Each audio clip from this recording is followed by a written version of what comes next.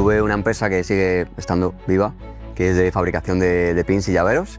Llegué a México y conocí a una chica por Tinder que era realtor, broker, y me dijo, oye, hay una oportunidad en Tulum increíble. Si cobro un 25% por una propiedad, cada cuatro, claro, es como si hubiera comprado otra. Desde que decidí dedicarme a esto de forma profesional, en 2 años pasamos de a... Lo había delegado tanto que a nivel de procesos de sistemas que yo ese año me la pasé viajando. No te atreves a soltar porque tienes temas internos con el control, con el éxito, con la validación, con tus heridas, y ahí entramos en un tema de crecimiento personal. Yo ese año creo que generé $100 netos en 2019. Claro, no compites solo con los apartamentos, compites con los hoteles. Conviértete en la persona que se merece tener un negocio de Airbnb.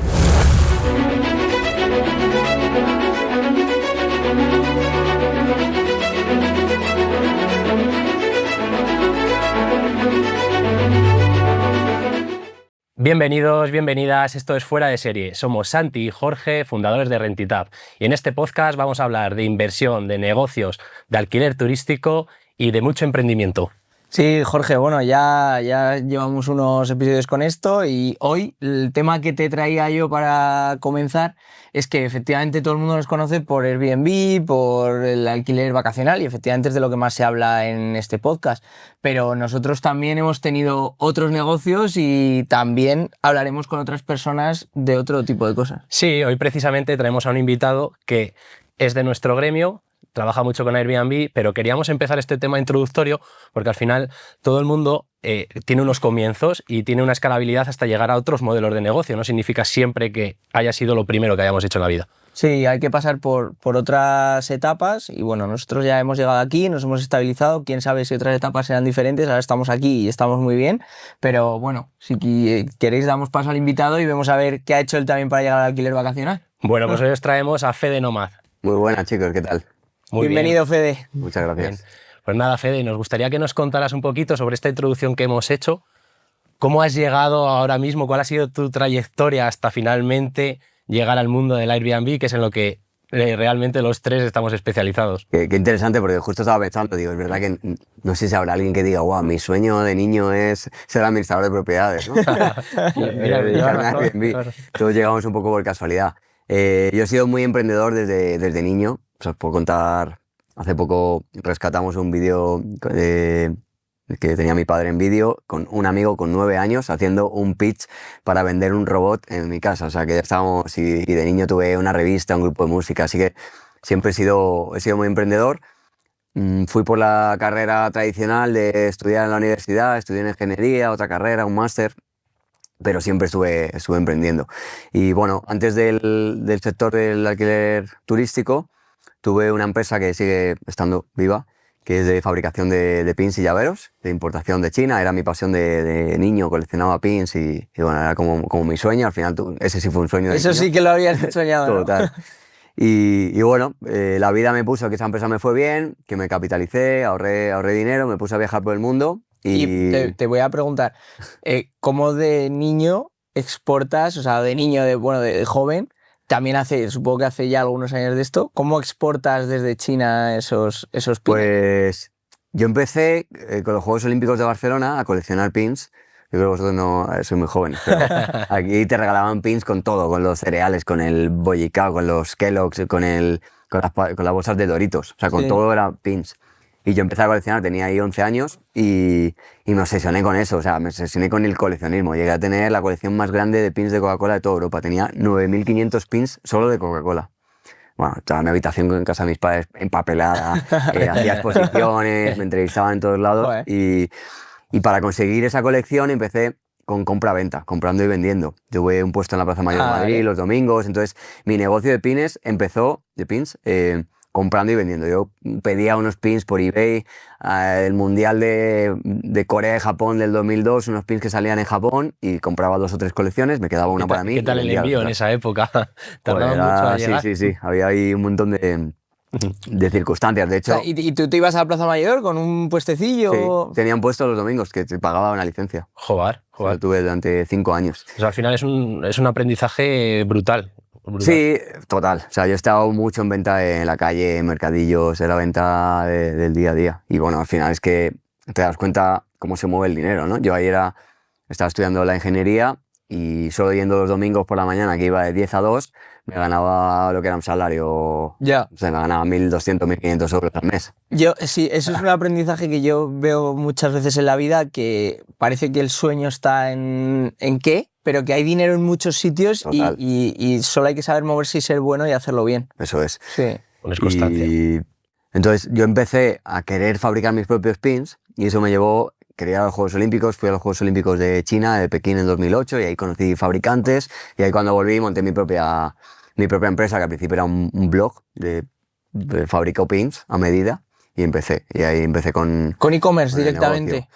Claro, no era e-commerce porque era bajo presupuesto. Eran Ya. empresas que me pedían presupuesto, necesito 100 pins, 500, 5.000. Y Tú eras como un intermediario con la venta hecha. intermediario. Me mandaban su logotipo, sí. su diseño y yo lo fabricaba en China. Siempre. Joder, muy interesante. Al final esos modelos de negocio, sea el cual sea, nosotros siempre decimos que te deja unas bases que luego son muy replicables a cualquier otro tipo de negocios. Al final, yo creo que esa habilidad de ventas que conseguiste en el puesto de la Plaza Mayor, ¿qué tal te ha funcionado luego en el sector vacacional, en el sector de...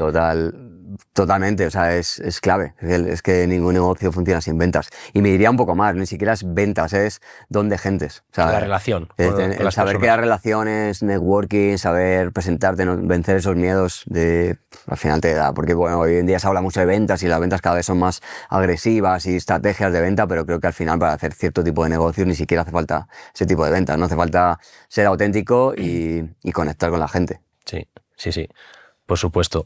Así es. Pues nos gustaría entrar un poquito más a lo que realmente somos profesionales, que nos digas cómo realmente llegaste al nicho del alquiler vacacional o Airbnb, que mucha gente lo relaciona directamente, pero bueno, al gremio del alquiler vacacional. Pues mira, a mí, cuando empecé a leer libros de crecimiento personal, de negocios y todo, pues llegué a los típicos libros de Robert Kiyosaki, me empezó a gustar el sector inmobiliario, las inversiones, pero ahí yo no conocía Airbnb. Y yo tenía un dinero para invertir, estaba pensando comprar una propiedad, estuve en República Dominicana mientras viajaba por el mundo, ¿no?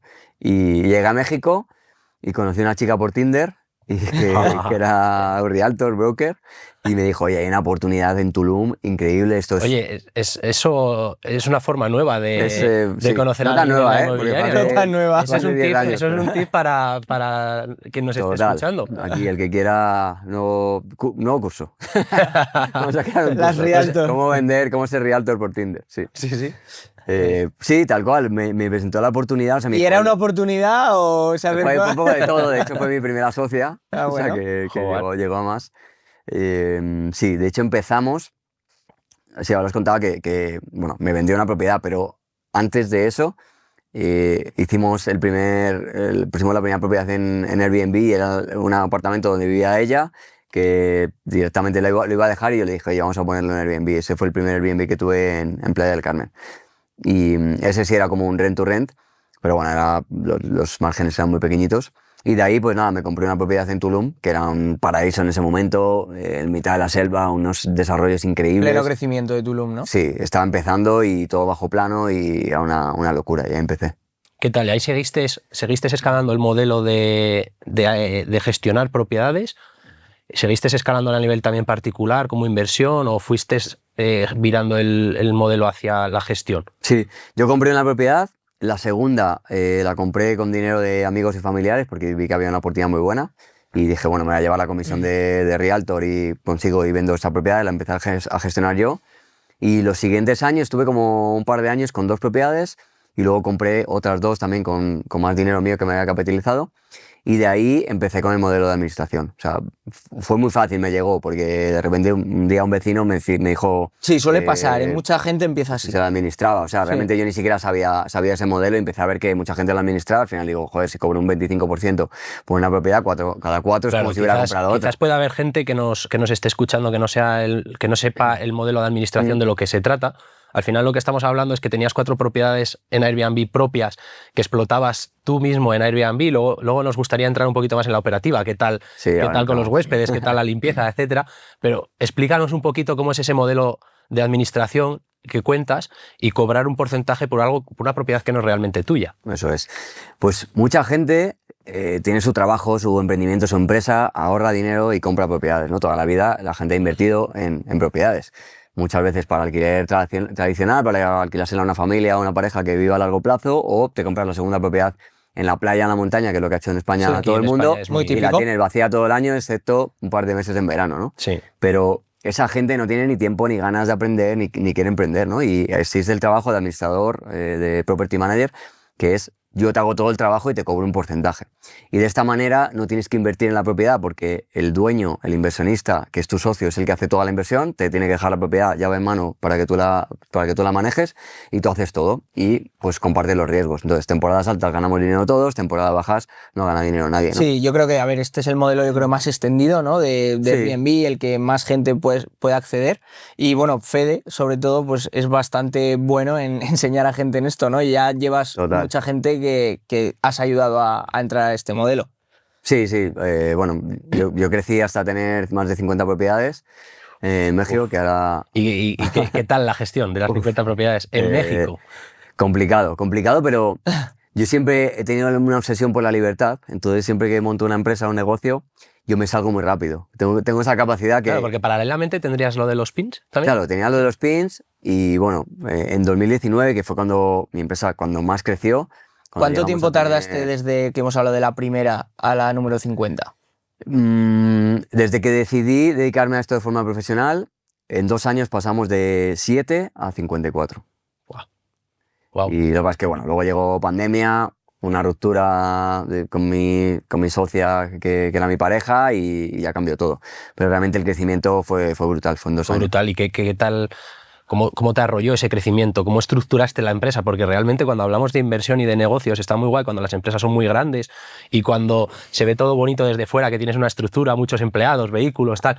Pero al final cuando realmente tienes 6, 7 propiedades, 5 y te llega un volumen de crecimiento en 2 años hasta 50 propiedades, a mí me parece que la estructura tiene que crecer acorde, los procesos tienen que crecer acorde y es un proceso interno que es difícil, Sí. la gente solo ve por fuera el escaparate, pero realmente dentro quien lo vive sabe lo complicado que es. Ese crecimiento de 8 propiedades a más de 50 me dio muchos aprendizajes y muchos errores, porque además en ese crecimiento es tan rápido que dentro del crecimiento está alguien que te da un edificio con 18 propiedades iguales, súper baratas, y lo coges por cogerlo y al final son 18 propietarios con los que tienes que lidiar.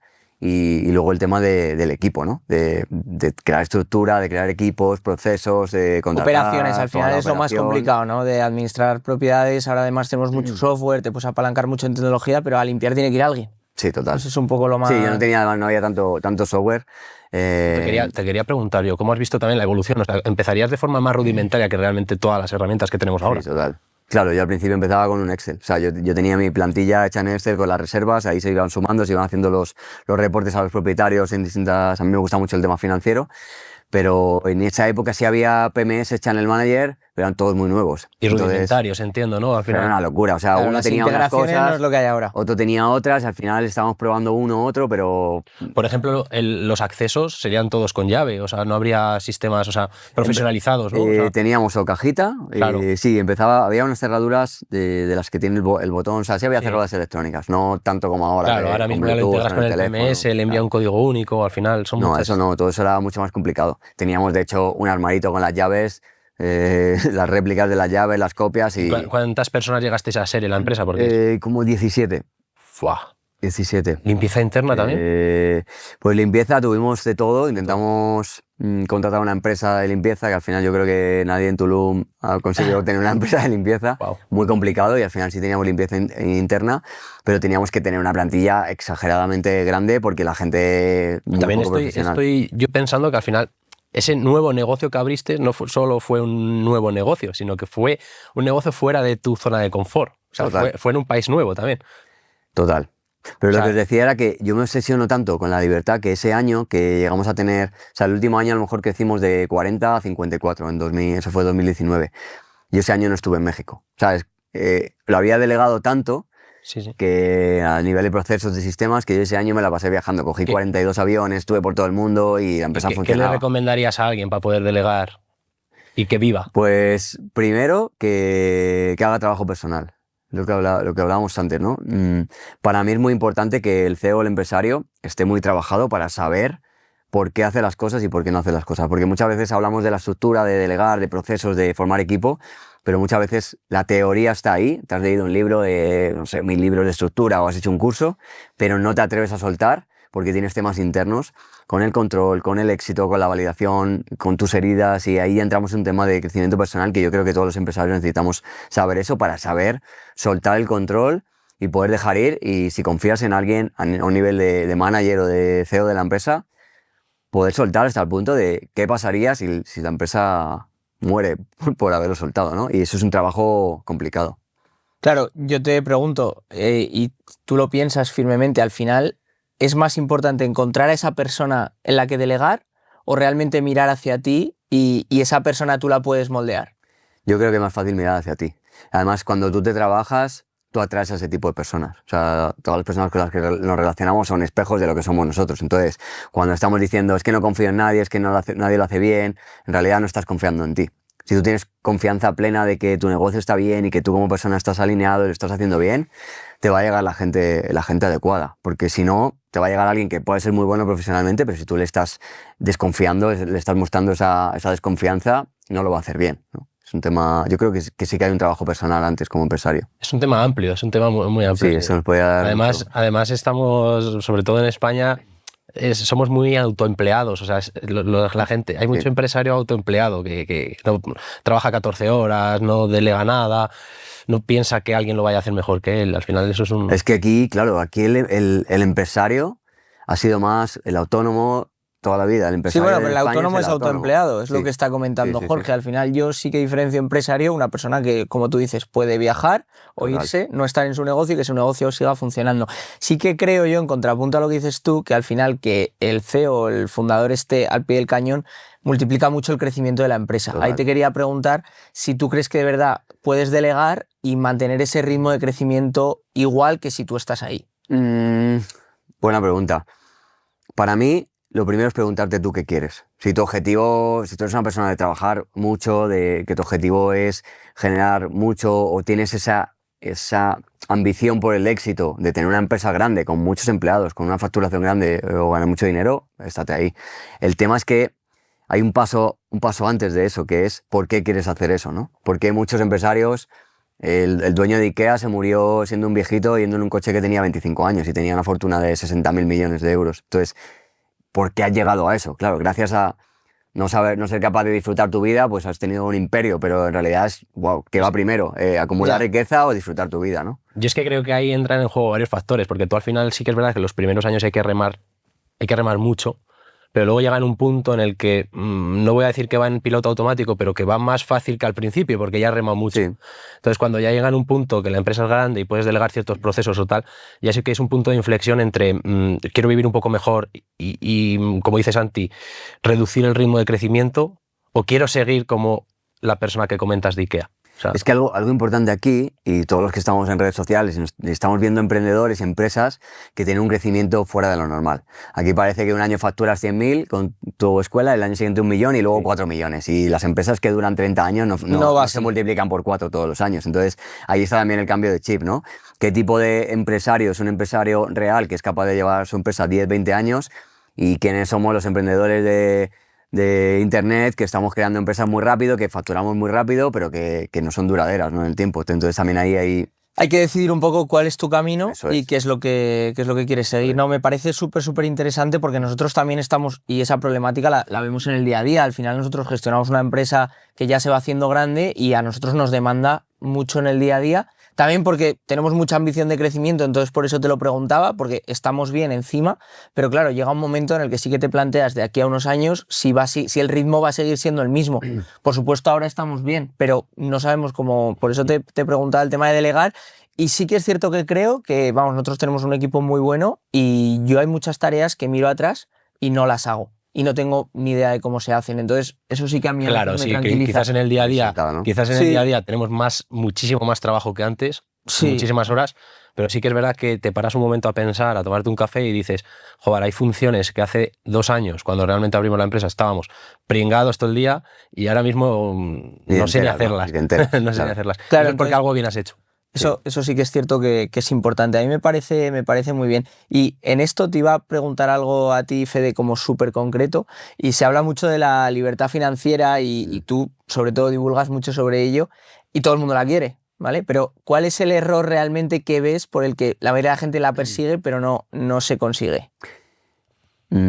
Hace unos años te diría que falta de perseverancia, de constancia o de habilidades. Hoy te puedo decir que es una falta de paz interior.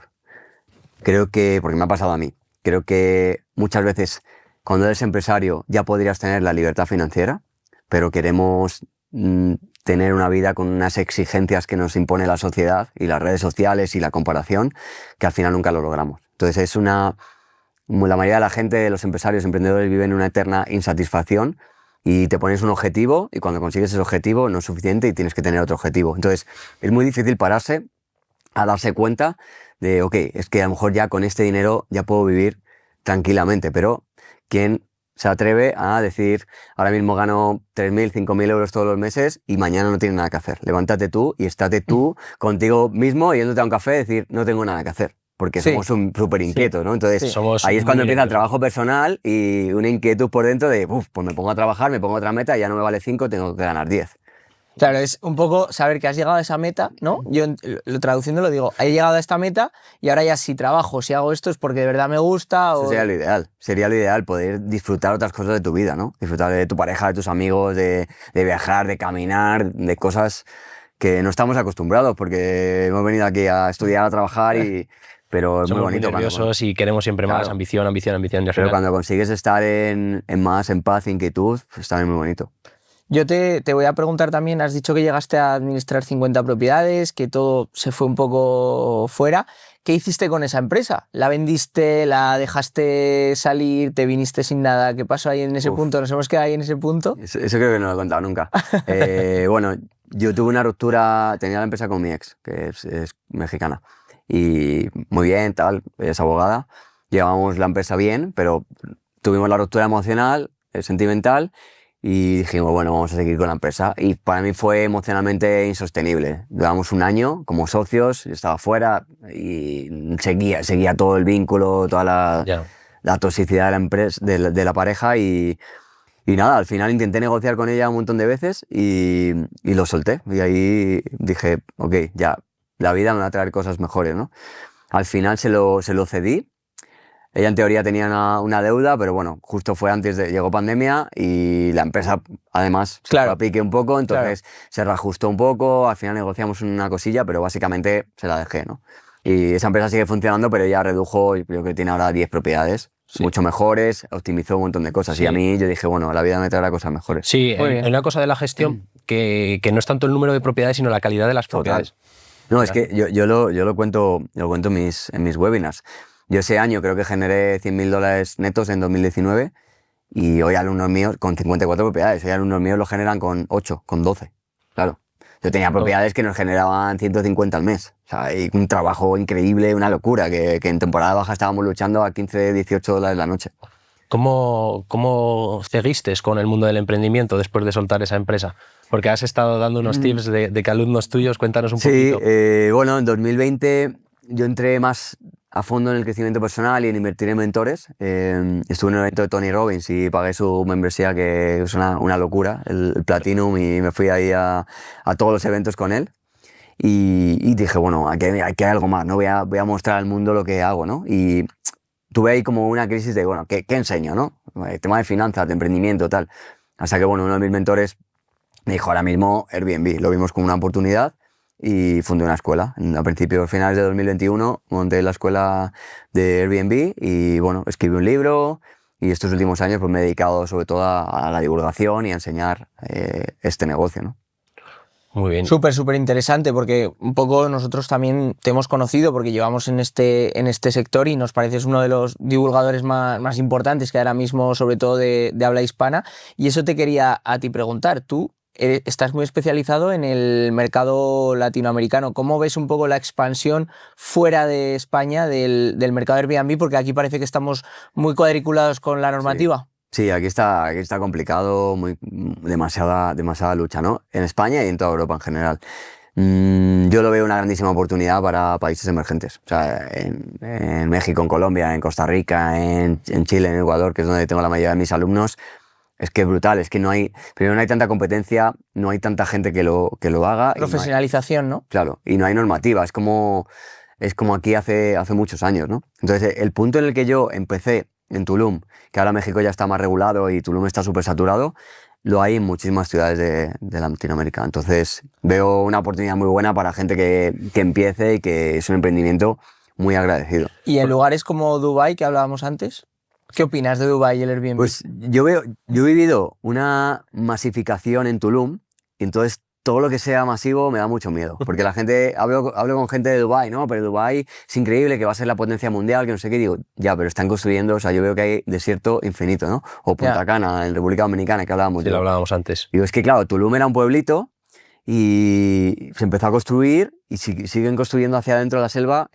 podían construir durante 50 años. Yo estuve hace 3 años en Tulum y se veía el nivel de masificación que había habido. O sea, se veían las zonas vírgenes aún y se veía cómo se estaba expandiendo la ciudad. Pero estuve el año pasado en República Dominicana y efectivamente ibas por todas las carreteras y se veía cómo estaban empezando a construir bloques y bloques de apartamentos y bloques.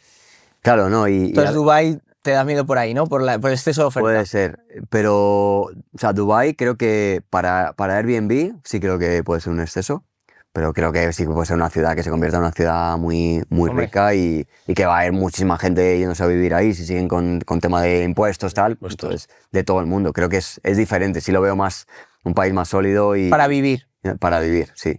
Pero el problema de las inversiones inmobiliarias con respecto a la saturación es que el ticket promedio o sea, si tú tienes un edificio, si vas a desarrollar, que yo he ayudado a muchos desarrolladores con el tema financiero, el ticket más fácil de vender es un ticket de entre 100.000 y 150.000 dólares. Sí.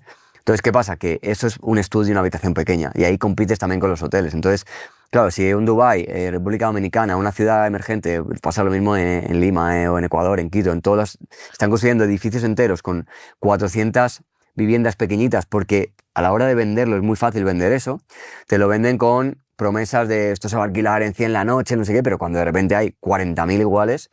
A mí me ofrecieron inversión en República Dominicana y pensé justamente eso, al final miles de bloques de apartamentos pequeños, claro, a un ticket medio de unos 120.000, todos los complejos tienen piscinas, son los mejores, tal, pero entras a competir con un hotel. Nosotros a pequeña escala en España también lo sufrimos. Tenemos algunas propiedades en urbanizaciones de playa que hay, como esa urbanización, muchísimas iguales y en ese complejo hay 1.000 apartamentos y en temporada baja sufres muchísimo. Y en temporada alta también la competencia es muy elevada y tampoco tienes un precio por noche súper alto porque, claro, o sea, hay gente dispuesta a alquilarlo por muy poquito, sí, porque no es profesional, por lo que sea. Entonces, eso sí que es un riesgo. Diferenciar bien el producto, yo creo que hablamos un poco de eso, de diferenciar tu producto, tu propiedad de otras cosas. Si vas a invertir, desde luego, y si vas a administrar también. Yo lo llamo propiedad altamente rentable, tienes que buscarlo, te cuesta un poco más conseguirla, pero... Vamos a la propiedad altamente rentable. ¿Cuáles son los atributos? Para mí los atributos son que sea minoría. O sea, va a depender muchísimo de la ciudad o del lugar. En unos sitios es una villa con piscina y en otros sitios es un último piso ático con vistas al mar. Pero precisamente salirte de ahí. Además es que los datos en herramientas de gestión de datos como Airbnb son muy claros. Es que la mayoría de las capitales o ciudades grandes de Latinoamérica, que es donde estoy yo, el 60, 65, 70% de las propiedades son de o estudios o una habitación. Entonces, claro, ahí está la locura. Sin embargo, te vas 3 habitaciones, ya filtras un poco de amenidades, vistas a la playa, piscina, tal, vistas al mar y te vas a Miraflores en Lima, que es un sitio que dices, es que está muy saturado ya, pero es que un ático con vistas al mar, con un jacuzzi en el salón y con 3 o 4 dormitorios, hay muy pocas. Y vas a otro tipo de público a lo mejor. Son 200, 300 dólares la noche. Claro. Al final es una diferenciación en el mercado. O sea, eres un producto único. No estás compitiendo con esos apartamentos que hablábamos que son como una habitación de hotel al final. Que además, claro, no compites solo con los apartamentos, compites con los hoteles. Sí. Y los hoteles tienen muchas ventajas, porque al final cuando tú viajas solo, viajas en pareja, Hay mucha gente que sí quiere un Airbnb, pero Tienen prefiere un una hotel. ventaja también al tema de costes. Al final, a ellos vender la noche es mucho más económico que un apartamento suelto. Suele ser más barato un hotel que un apartamento Sí. de una habitación, Y normalmente. de comodidades muchas veces es más Sí. también, ¿no? Depende de la privacidad que quieras. ¿no? Depende también lo que necesites, si necesitas Sí. cocina, etcétera. Yo lo defiendo siempre mucho. O sea, hay gente que viaja a Airbnb pues porque quiere una cocina o porque va a estar más días, etcétera. Pero para una estancia de un día solo para dormir y tal, muchas veces el hotel en competencia te puede ganar. Es un dato muy importante que has dicho. También depende el lugar donde estés, la duración de la estancia. Claro, claro. Porque, por ejemplo, Tulum, cuando yo estaba, ahora ya ha cambiado, pero es un destino que está Cancún, que es el aeropuerto, a una hora está Playa del Carmen. Sí. Entonces la gente va a un resort en Cancún, el que ya conoce se queda en Playa del Carmen, pero el que va a Tulum iba a pasar el día a Tulum y se quedaba una noche. Entonces, si compites con una noche, a miles de apartamentos de último minuto, con descuentos de last minute, es que estás compitiendo a un precio muy bajo. Claro. Porque si vas una noche a Tulum, que es un paraíso, la gente también hace un esfuerzo y se queda en un hotel en la playa, aunque le cueste un poquito ¿Ya más. han hecho aeropuerto en Tulum? Sí, está Porque era funcionando. uno de los proyectos para... Está funcionando el aeropuerto y el Tren Maya, también, que es otro del... Ah, sí, estaban así cuando también, yo ese fui, está a estaba. punto ahí también. ¿Cómo ves, Fede? Porque para invertir, la gente europea yo creo que tiene mucha reticencia, sobre todo en el tema de la inseguridad. ¿Cómo ves eso en Latinoamérica y cómo crees que va a evolucionar? Es un tema, o sea, es un tema. Obviamente no es Europa. Para mí, depende también del perfil del inversor. Los grandes inversores, Amancio Ortega, invierten en la Gran Vía de Madrid. O sea, Sí. obviamente no se va a ir a un mercado emergente, pero tampoco se va a Dubái, ni a Georgia, ni a, No, claro, ni a Filipinas. A producto. Entonces yo creo que es un poco también la edad del inversor y el Y riesgo tu que quieras aversión tener. al riesgo, ¿no? Sí, pero obviamente para mí, mi experiencia personal de haber invertido en Tulum en un momento en el que era emergente, que las rentabilidades durante un tiempo fueron mucho más altas, bueno, fue una etapa de mi vida. Ahora, por ejemplo, estoy deshaciendo posiciones ahí y me he convertido más conservador. Creo que depende también del estilo de vida que quieras llevar. Entonces, yo para un inversor normal, alguien de España que veo ahora a todo el mundo queriendo que la gente invierta en Dubái, Sí. en donde sea, en Paraguay, en Batumi. Filipinas, en Batumi. A mí me parece, o sea, yo ya lo he vivido, entonces ya ahora mismo me parece una locura. Porque digo, es que si buscas bien en España, que hay gente, hay oportunidades, puedes encontrar las mismas rentabilidades y entonces estás aquí. Que sí, que los impuestos, que nos fríen impuestos, un montón de cosas, pero la seguridad creo que también depende de los valores que tú busques, ¿no? Hay gente que busca la incertidumbre y la locura y te puedes arriesgar un Y poquito luego más. que yo he visto no, la proyectos y tampoco las rentabilidades que yo he analizado son rentabilidades de doble dígito Eso es. cercanas al 20%. Normalmente las rentabilidades de proyectos también están muy parecidas a lo que tú dices. En España se puede encontrar 12% en un alquiler de corta estancia sin ningún Es problema. que creo que al final esos productos los venden a precio europeo con construcción del país. Entonces el margen lo tiene mucho el constructor. sí. Y luego los alquileres al final son en moneda local. Entonces tampoco es Claro. un ticket alto. Eso es clave. Nosotros hemos analizado alguna vez para personas o... De hecho, nos ha entrado hasta para gestionar propiedades allí en remoto, que tenemos un servicio un poco remoto y tal. Y yo he analizado el precio por noche y no nos es rentable con la estructura de costes en España. El precio por noche que existe Además, allí. Entiendo que propiedades muy premium sí, pero claro, yo veo eso y cuidado. Volvemos a la primera ley de la economía, oferta y demanda. Cuando tú consigues un 20% de rentabilidad en un mercado, si es real, pues empieza a haber más, Claro. más demanda, más oferta y al final baja. Claro, Entonces, tal yo el cual. primer año, fijaros, la primera propiedad una de las primeras que conseguí en Tulum, creo que el primer año no la gestioné yo y firmé un 14% con el desarrollador.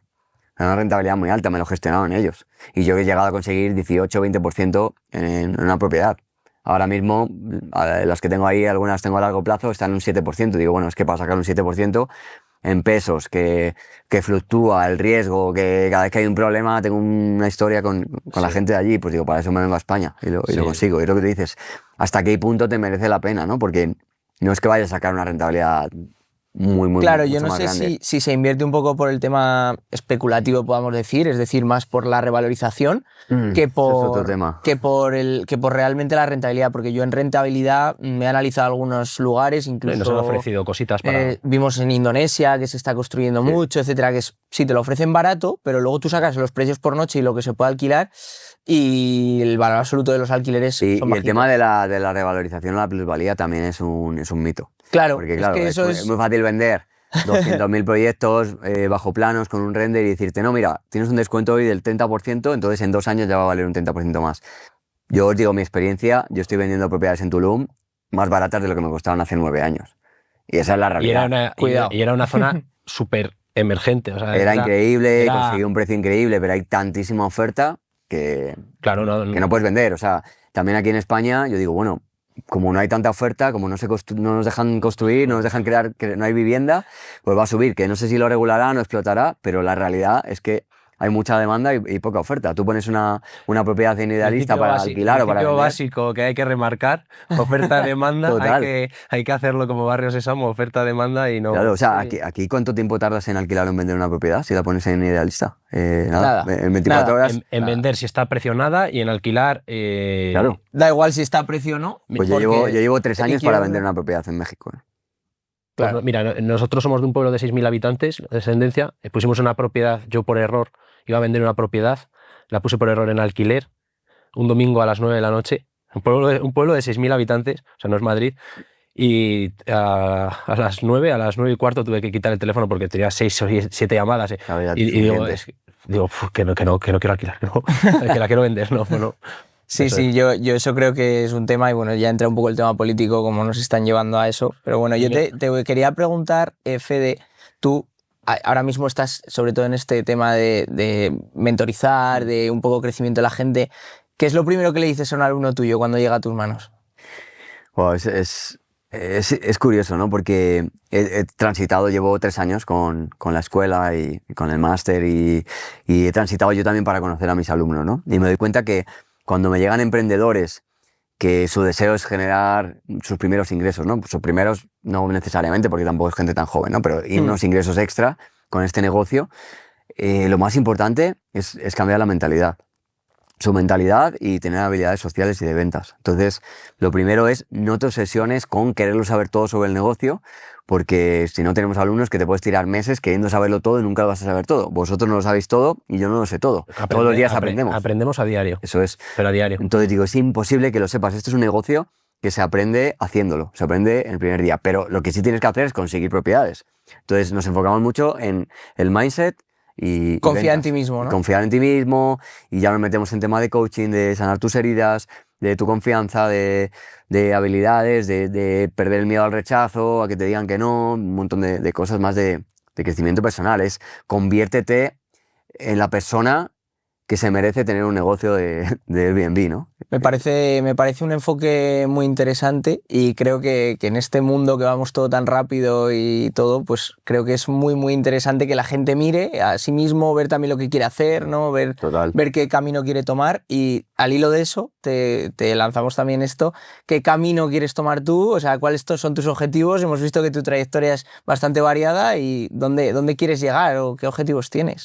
Pues mira, justo estoy en un proceso de cambio, de consolidación de la empresa, pero quiero salirme de la escuela, quiero salirme un poco yo, porque al final llevo mucho tiempo con la marca personal de Fede, de Airbnb, que obviamente pues tengo esa experiencia y está genial, pero yo me veo mucho, me apasiona mucho ayudar a otros empresarios. Entonces estoy tirando también, tengo algunas consultorías de negocio, precisamente para esa parte de, ok, ya tienes un negocio, te va bien económicamente, pero ahora mismo no tienes tiempo, estás saturado, estás amargado, frustrado.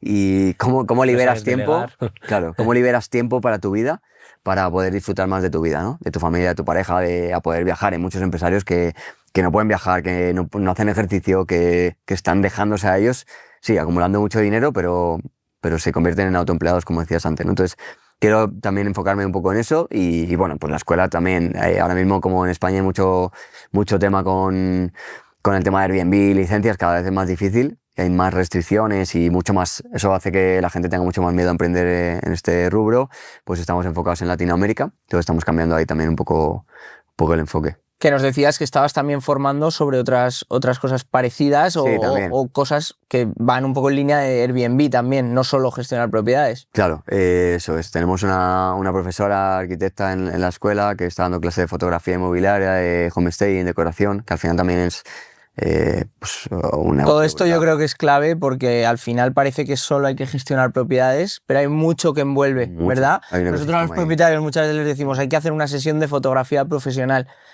Y y no lo valoran o no Claro. piensan que es importante. Y yo creo que al final todo esto y el seguir paso a paso realmente cómo o escalar tu propio Airbnb, o si coges un Airbnb de otro realmente tienes que explotarlo al máximo con estas herramientas de home staging, fotografía, etcétera. Total. Súper importante también. Todo lo que la experiencia nos ha dado de que realmente es aportar valor y sacar una buena rentabilidad. Es que yo siempre digo, no sé, ese porcentaje en algún momento me lo inventé o lo vi, ¿no? Pero digo, solamente el 15% de las propiedades que hay en Airbnb son profesionales. Y es verdad, es que la mayoría de la Sí, gente... depende del mercado, En pero España, por ejemplo, está bastante competido. depende pero- del mercado de claro. España, porque hay sitios a los que llegamos que, vamos, es increíble, y ciudades, Y Nos dices, hemos con que le hagas unas buenas fotos y esté medio bonita la propiedad, ya te está. pero hasta ciudades, O sea, sí que es cierto que Valencia, Madrid, Sevilla y tal está profesionalizado, pero el resto es eso. Claro. O sea, es eso. Claro. 15%. Y en Latinoamérica imagino que Más los todavía. alumnos tienen ahí una ventaja competitiva increíble. Es que, claro, cualquiera sube una propiedad. Fíjate algo que pasa ahí, que lo que hablábamos del mindset, ¿no? Si tú estás en un país donde el salario promedio son $300, no te crees que una propiedad bonita pueda costar $300 la noche. Entonces, ¿qué pasa? Que hay propiedades que podían tener un potencial increíble, pero el propietario no se lo cree, entonces la tiene en 30 a la noche, la tiene fea, las fotos malísimas hechas con el móvil, y dices, wow, es que aquí hay un potencial increíble, ¿no? Sí, yo creo que ahí siempre asemejamos que tenemos que mirar nosotros a otros países europeos que van por delante, o a Estados Unidos, pero también podemos mirar atrás y ver dónde están a lo mejor las oportunidades. Me parece muy buen enfoque el ir a Latinoamérica, que esa gente pues puedan también ellos crear ese mercado de Airbnb. Y eso que hay mercados dentro de allí, hay mercados muy saturados. Hombre, claro. O sea, Ciudad de México está muy saturado, Medellín es una locura, también es una burbuja. O sea, hay ciudades que ya están muy saturadas también y muy profesionalizadas. Y por último también, por ir preguntándote de cara a futuro, ¿cómo ves la evolución de Airbnb aquí en España sí, en estos mercados un poco más ya saturados, que podamos decir? ¿Cómo lo ves de aquí a unos años? ¿Crees que esta cortina de humo se va a pasar y van a dejar de enfocarnos, que es un negocio que realmente tiene mucha demanda? ¿Cómo lo ves para empresas como la nuestra? Yo espero que sí, que cambie. Y yo pienso que también España está tan politizada que nos metemos en el miedo porque justo al final, no voy a hablar de política, ¿no? Pero todos hacen unas cosas que favorecen a unos o perjudican a otros. En este momento a todo el emprendedor, inversor inmobiliario nos está perjudicando. Pero históricamente hemos cambiado de gobierno siempre. Entonces digo, que estamos en un miedo tan grande que cuando cambie de gobierno, que no sé si serán 2 años, en 6 o en 10, volverá otra vez lo otro. Entonces también digo, no vivamos tanto en el miedo, no viviremos en el miedo porque van a venir otras oportunidades. Y al final somos un país que vivimos del turismo. O sea, que lo hagamos mejor o peor, vivimos del turismo. Y para mí, lo que hablamos de oferta y demanda, o sea, las capitales, Madrid es una ciudad turística y lo normal es evolución, es que cada vez sea más difícil vivir en el centro de Madrid. Yo ahí creo, o sea, sí, por supuesto, pero creo que nuestro sector está como salvado, entre comillas, en España, porque al igual que nuestros políticos nos están intentando pisar, también están poniendo a España en el foco de... Bueno, nos dedicamos solo a turismo, hostelería, sector terciario, entonces al final a la vez hacemos falta. En algún momento sí. Yo creo que al final es una cortina de humo porque cuando realmente, que no lo van a llegar a hacer, espero, ejerzan la presión que dicen de nos vamos a cargar todos los Airbnbs o sigan el modelo de Barcelona de las licencias turísticas a los 5 años ya van a desaparecer, etcétera, y arrastren aerolíneas, arrastren hostelería, arrastren tal. Es que toda la economía española está basada en eso. Exacto, al final todo lo que se van a llevar por delante, van a decir, ostras. Sí, no se puede, yo creo que hay presión ahí por tema hotelero, por tema político, como siempre, pero... El tema de la vivienda, que al final lo ponen como que es el culpable para engañar, pero bueno. Sí. Bueno, el otro día vi una gráfica, seguimos siendo creo que el segundo país de Europa con el precio por metro cuadrado más barato. Creo que, o sea, estamos por debajo de Portugal, de Albania, de Rumanía. Yo hay una cosa que cuento siempre, nosotros tenemos inversores latinoamericanos en este caso, que hay gente de mucho dinero, y yo hablaba con un inversor colombiano y él me comentaba que él había comprado en las principales capitales europeas y cuando venía a Madrid él le parecía muy barato. Es que, Claro, entonces a los españoles nos parece Madrid muy caro, claro. pero él lo comparaba con Londres, París, Roma. Claro, él tenía sí, propiedades claro, en con todos estos cualquier, sitios. Con Copenhague, con Claro. Berlín, es una locura. Y a nosotros nos entregó un piso para gestionar en el centro de Madrid que le costó pues, unos 600.000 euros. Claro, cualquier español piensa que es muy caro, un piso normal. Y realmente él decía, es que esto en Londres me cuesta 3 millones. Sí, Miami, Imagínate. Miami Claro. tiene también. ¿no? Entonces eso a mí sí que me parece Madrid una oportunidad porque o sea, es una capital increíble para venir. El problema ahí ya es la mentalidad. Yo lo veo y por eso me siento tan conectado con Latinoamérica, porque veo esa ambición. Y yo siempre digo, en España la gente vive muy bien, pero no hay... Esto ya no se hablan haters, pero yo os digo que aquí no hay ni pobres ni ricos. Aquí vivimos todos bien y gana lo mismo una persona de servicio, gana 1.000 y alguien con una carrera y 3 máster gana 2.000. Y esa es la diferencia, esa es la brecha salarial.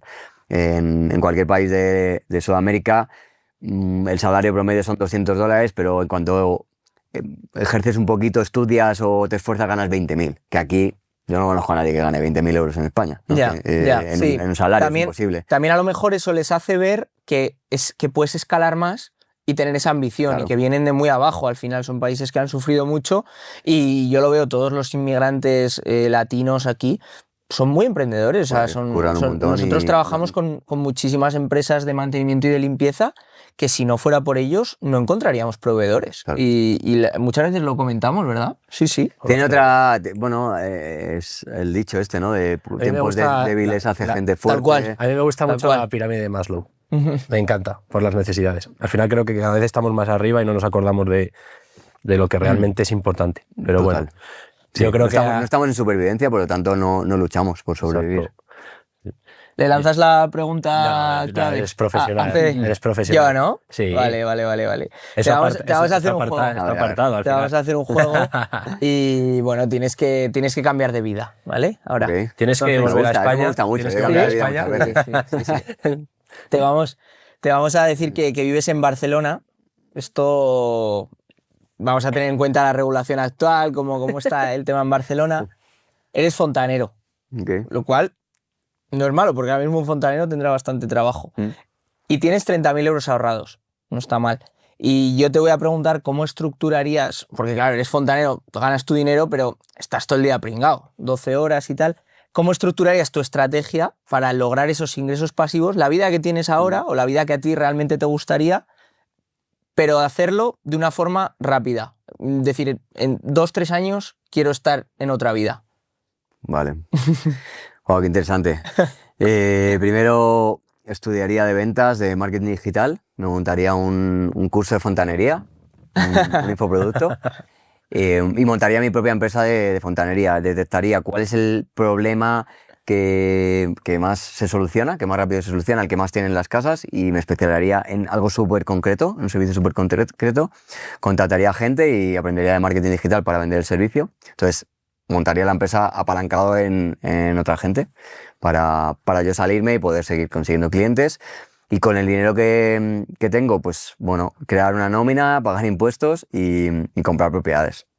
Aunque no sea para Airbnb, para mí una de las oportunidades, que yo lo digo porque he vivido en Latinoamérica y no he tenido esa oportunidad del apalancamiento bancario con hipotecas, creo que dentro de lo que cabe, España y Europa estamos en unos tipos de interés muy bajos. Sí. Que si consigues un tipo bajo y sabes utilizar el apalancamiento y puedes comprar un par de propiedades con hipoteca, vas a tener una renta fácil. Eso Entonces, es interesante. eres fontanero, creas tu empresa, tienes esos 30.000, ahorras un poco más, te compras 2-3 propiedades que las teniendo alquilas unos hoy en día, ingresitos. se alquilan caras, aunque Vas estén teniendo unos limitados. ingresos. Sí, hay una cosa que me ha gustado a mí, que has dicho que te enfocarías en una cosa realmente de fontanería que sea necesaria y te apalanques en ella. En el que más margen tengas. Está el típico chiste este de el fontanero que llamas a 20 fontaneros y llega uno y hace clac y dice 50 euros. Oye, pero si has estado un minuto ya, pero es el conocimiento. Me enfocaría en eso. ¿Qué es lo más difícil que tiene una persona de un... Y más común también, que te dé bastante... Claro, y trabajo. lo que más difícil sea de solucionar para la persona, pero más fácil para el fontanero, que sepa, no, yo llego ahí y digo, eso es aquí, aprieto esta tuerca y ya está. Claro. Es el servicio más caro con el menos tiempo. Sí, yo eso lo digo mucho también y lo valoro en los lugares de hostelería.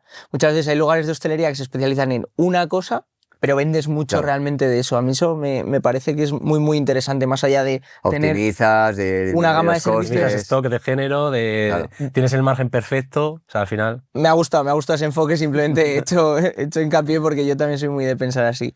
Bueno, pues nada, pues muchísimas gracias por venir, Fede. Nada, chicos, Yo un creo que placer. con esto terminamos. Si quieres añadir algo más, esperemos que hayas estado muy a gusto con nosotros.